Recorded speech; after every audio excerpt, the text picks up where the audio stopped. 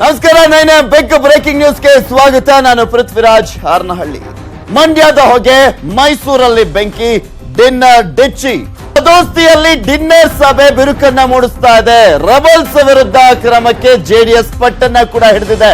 Rebels ವಿರುದ್ಧ ಕ್ರಮಕ್ಕೆ ಕೈ ಮಾತ್ರ ಹಿಂದೇಟನ್ನ ಹಾಕ್ತಾ ಇದೆ.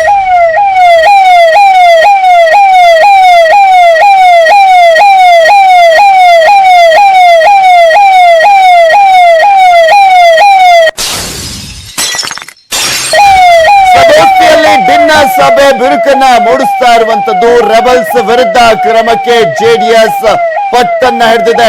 ರೆಬಲ್ಸ್ ವಿರುದ್ಧ ಕ್ರಮಕ್ಕೆ ಮತ್ತೊಂದು ಕಡೆ ಕಾಂಗ್ರೆಸ್ ಹಿಂದೇಟನ್ನ ಹಾಕ್ತಾ ಇರುವಂತದ್ದು. ಮಂಡ್ಯ ರೆಬಲ್ಸ್ ವಿರುದ್ಧ ಕೈ ಸಾಫ್ಟ್ ಕಾರ್ನರ್ ಅನ್ನ ಹೊಂದಿದೆ. ರೆಬಲ್ಸ್ ವಿರುದ್ಧ ಕ್ರಮಕ್ಕೆ ಜೆಡಿಎಸ್ ಪಟ್ಟನ್ನ ಹಿಡಿದಿದ್ರು ಕೂಡ ಹಿಂದೇಟನ್ನ ಹಾಕ್ತಾ ಇರುವಂತದ್ದು.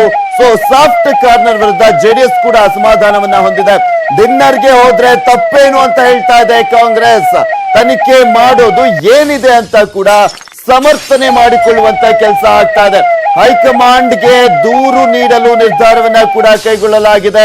ಆದ್ರೂ ಕೂಡ ತಲೆ ಕೆಡಿಸಿಕೊಳ್ಳಲಾಗ್ತಾ ಇಲ್ಲ. ಹೈಕಮಾಂಡ್ಗೆ ದೂರನ್ನ ನೀಡುವುದಕ್ಕೆ ನಿರ್ಧಾರ ಕೈಗೊಳ್ಳಲಾಗಿದೆ. ರಾಹುಲ್ಗೆ ದೂರನ್ನ ನೀಡುವುದಕ್ಕೆ ಜೆಡಿಎಸ್ ಸಿದ್ಧತೆಯನ್ನ ಕೂಡ ಮಾಡಿಕೊಂಡಿದೆ. ವಿಡಿಯೋ ಆಧಾರವನ್ನ ನೀಡಿ ಕ್ರಮಕ್ಕೆ ಒತ್ತಾಯ ಮಾಡುವಂತ ಎಲ್ಲಾ ಸಾಧ್ಯತೆ ಕೂಡ ಇದೆ.